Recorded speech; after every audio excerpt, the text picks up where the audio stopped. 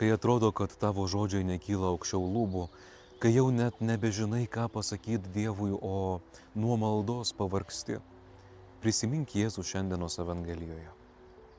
Jis prieš savo kančią nebėga, nekaltina, neužsidaro savyje, bet pakelia akis į dangų. Jis žino, kad ateina išdavystė.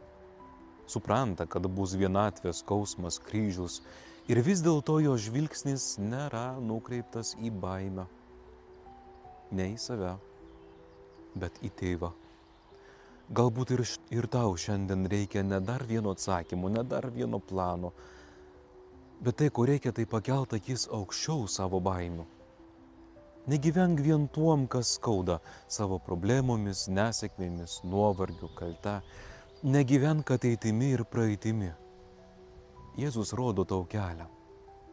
Prieš kryžių jis pirmiausia žiūri į tėvą. Ir tu pažiūrėk į tėvą. Tarp visų gyvenimo triukšmų išgirsk jo žodžius, kurie sako, kad tu nesi vienas.